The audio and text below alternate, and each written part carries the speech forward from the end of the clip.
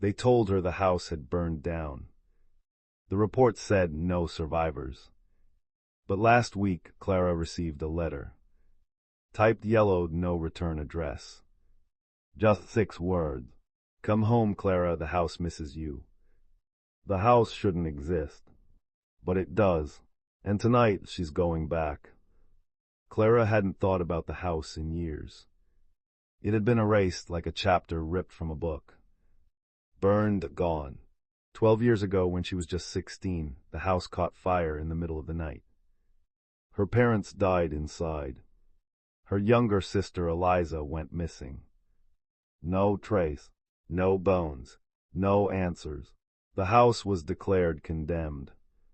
Later demolished, they said. And yet the letter came. Typed on an old typewriter, aged paper. No sender. Just her name and 6 words. Come home, Clara, the house misses you. She tried to ignore it. She threw it away. Then another came. Then a third, this one with a photo. A Polaroid. Her childhood bedroom. Perfectly preserved. Impossible. So she returned. The road leading to the estate was overgrown, the trees tall and skeletal, their branches clawing at the sky. The gate, still iron and rusted, stood open. She stepped through. Her boots crunched gravel beneath her.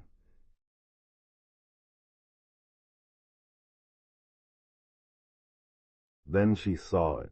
The house, standing, whole, like it had never burned. As if 12 years had simply never passed. Same shutters. Same porch swing, creaking gently though there was no wind. Her chest tightened. She stepped up to the door.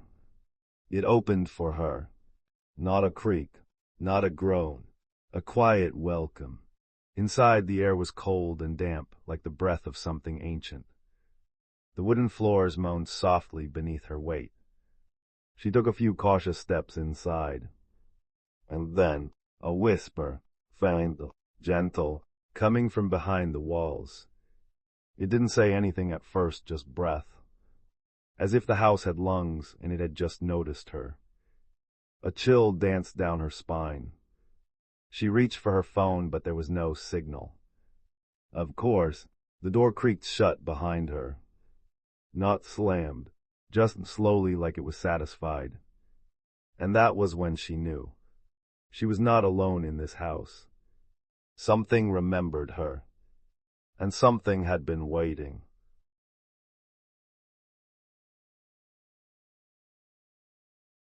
The house was both familiar and wrong. Each room looked exactly as it had in her memories, but it all felt too sharp, too clean.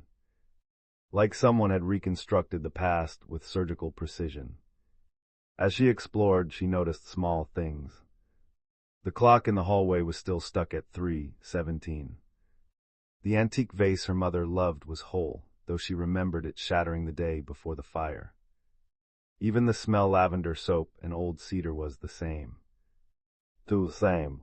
She wandered down the eastern hallway, a part of the house she barely remembered. It had always been locked. But now the door hung open. Inside was a gallery of portraits. Tall, narrow, dustless. The faces were familiar. Some were relatives dead for decades. Others she didn't recognize. Until she saw one. Her sister, Eliza, but not as a child. The painting showed her in her 20s. Early 30s, maybe. A woman, hair darker, skin pale, smile almost mocking. Clara's heart pounded. Eliza was only 10 when she vanished. This portrait had no place here. She stepped closer.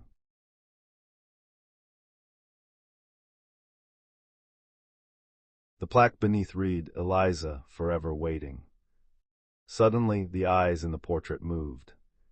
Just a flicker, left to right. Clara gasped, stumbling back. Then she heard it again. The whisper, only now it formed words. She's still here, she never left. The lights dimmed. She turned, but the hallway behind her had changed. The entrance was gone. Only mirrors now lined the walls. In each reflection, she was alone. Except one. In the farthest mirror. Eliza stood behind her. Same as the portrait. Smiling. Then the mirror cracked. A long, jagged line running down her face. Clara turned to run and collided with the portrait itself. It was gone. Only the plaque remained. And beneath it, carved freshly into the wall, you left her. She didn't sleep.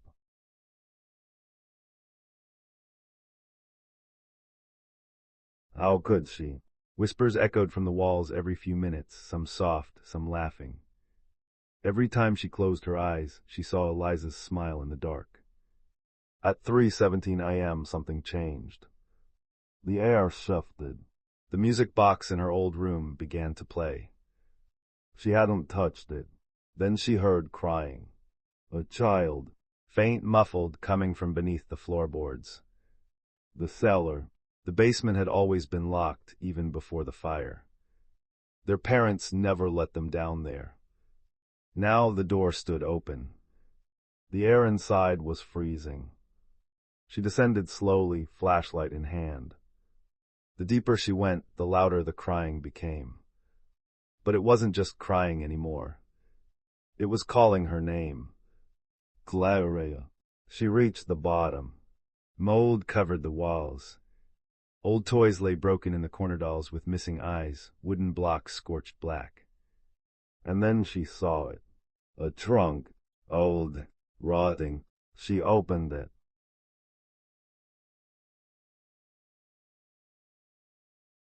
Inside an old cloth doll, handmade.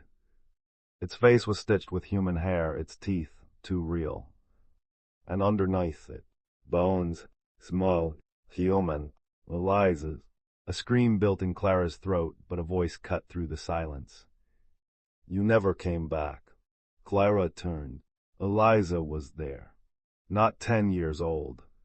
A twisted version, taller, thinner, her limbs contorted like a marionette, her skin pale and tight across her skull. Eyes black, lips sewn shut. Except now they opened. And she whispered, You left me to burn. Clara ran. But the house was changing. The walls stretched, the ceiling bent, doors disappeared. It was breathing, moving. Reacting. Rooms she didn't recognize appeared. The kitchen was now a ballroom, the dining room a nursery. But all of them shared one thing.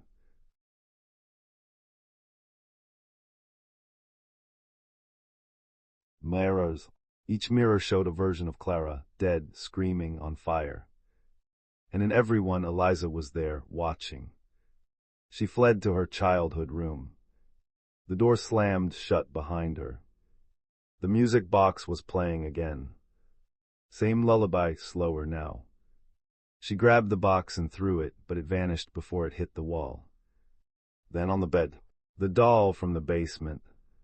Its stitched mouth had been torn open. It whispered, You were supposed to save her. The floor opened. Hands white skeletal rose up and gripped her ankles. She screamed, fighting them, crawling for the door. But it wasn't there anymore. Only darkness. Then light. Morning. She blinked. Sunlight through a window, birds. She was standing on the front porch. No bruises, no burns. Had she dreamed it?